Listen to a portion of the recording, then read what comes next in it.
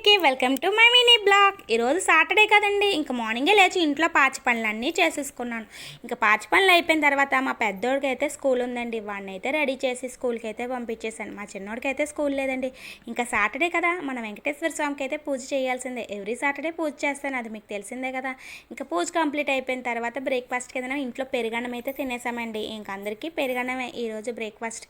ఇంకా టిఫిన్స్ ఏం చేయలేదు, సమ్మర్ కదండి, పెరుగన్నం తింటే చాలా మంచిది. ఇంకా కడుపులో కూడా చల్లగా ఉంటుంది. చిన్నప్పటి నుంచి నాకు పెరుగన్నం అంటే ఇష్టం టిఫిన్ కన్నా. అదేందో టిఫిన్ కన్నా ఇంకా పెరుగన్నానికి ఎక్కువ ఇంపార్టెన్స్ ఇస్తాను. ఇంకా మా చిన్నోడైతే స్కూల్కి వెళ్ళలేదు కదా, ఇంట్లో అయితే ఇలా ఒక్కడే ఆడుకుంటున్నాడు. చాలా బోర్గా ఫీల్ అవుతున్నాడు. అన్నీ లేడమ్మా అని చెప్పేసి. ఇంట్లో ఉంటే కొట్టుకుంటారు కానీ లేకపోతే ఒక్కళ్ళ నిధులు ఒక క్లాసులు ఉండలేరండి. అదేందో ఉన్నంతసేపు కొట్టుకుంటారు, గోల్ చేస్తారు, లేకపోతే మాత్రం బోర్గా ఫీల్ అయిపోతారు. సరే అండి, ఇంకా వంటగదిలోకి అయితే వచ్చేసానండి. లంచ్ టైంకి అయితే వంట అయితే చేసేసుకుంటున్నాను. కర్రీ అయితే ఇంకా చిక్కడికాయ కర్రీని అయితే వండేసుకుంటున్నానండి.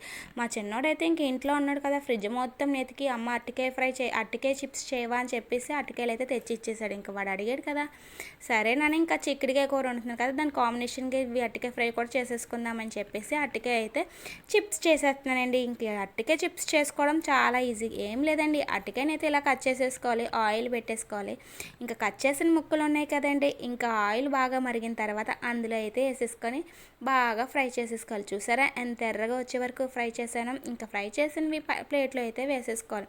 ఇది చూసారా ఎంత బాగా ఏగాయో, చాలా క్రిస్పీగా ఉన్నాయి కదా. ఇలా అయితే ఫ్రై చేసేసుకోండి. అరటికాయ చిప్స్ అయితే ఇంట్లో ఇలా చేసుకుంటే మంచి టేస్టీ వస్తుంది తెలుసా. ఇంకా మా చిన్నోడు అరటికాయలు చూసాడంటే అమ్మ ఫ్రై చేయి, అమ్మ ఫ్రై చేయి, అరటికాయ చిప్స్ చేయి అని చెప్పేసి ఒక్కటే గోలాడతారు. అందుకని చెప్పేసి వాడి కోసం అయితే చూసారు కదా.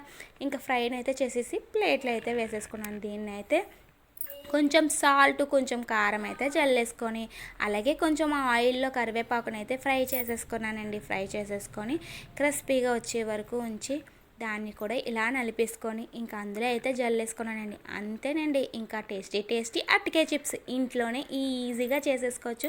టేస్ట్ కూడా చాలా బాగుంటుంది. ఇంకా బయటను కొనుక్కున్న అరటికాయ చిప్స్ అయితే వేరే ఆయిల్లో వేపుతారండి. ఇంట్లో మనకు నచ్చినట్టు ఇలా ఫ్రై చేసుకొని పిల్లలు పెట్టుకుంటే చాలా బాగుంటుంది, చాలా టేస్టీగా కూడా ఉంటుంది. చూసారుగా ఎంత క్రిస్పీగా వచ్చాయో. ఇంట్లోనే ఈజీగా ఇలా ప్రిపేర్ చేసేసుకోండి. మీకు నచ్చితే మాత్రం ఖచ్చితంగా చేయండి. ఇంకా మా చిన్నోడు ఈ చిప్స్ కోసం వెయిటింగ్. మరి వాడికి చాలా ఇష్టం కదా, చాలా ఎగ్జైట్గా ఫీల్ అయిపోతాడు. ఇంకా ఓకే అండి, వీడియో మాత్రం నచ్చినట్టయితే లైక్ చేసి కొంచెం సబ్స్క్రైబ్ అయితే చేసేయండి. టేస్ట్ అయితే చాలా బాగుంది, వీలైతే మీరు కూడా ట్రై చేసేయండి. Okay, bye.